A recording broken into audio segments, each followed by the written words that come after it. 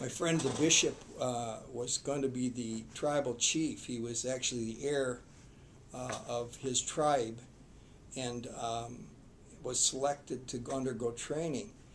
And part of the ritualistic training was that he had to connect to the spirit realm. And when he was 8 years old, they took him out at night and dug up his grandfather's grave. And they found his decaying corpse, and they made him lay face down in the grave at night on top of his grandfather's corpse. Sounds like something out of a Halloween horror movie, but it was really true.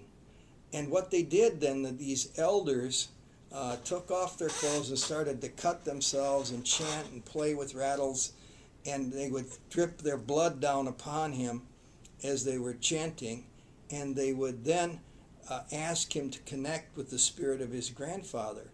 And they wouldn't let him come up until he had done it. And they made him pass tests because they knew things about his grandfather that he didn't. And they would ask him these questions, and he couldn't come out until he actually did connect.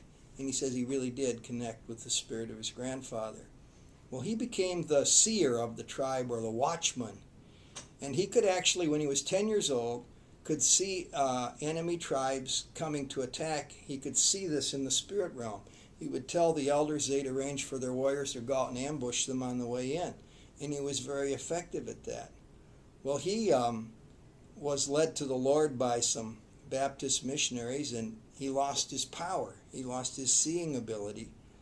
But he was grateful to be saved, but he honestly missed the power that he had.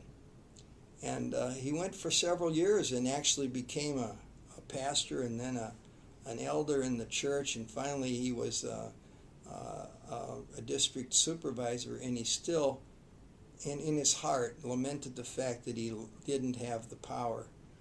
But then, by accident, really, he received the baptism in the Holy Spirit when he was doing an investigation on why the baptism in the Holy Spirit wasn't true. And that power came upon him. And he says now he really knows the source of all power. Amen.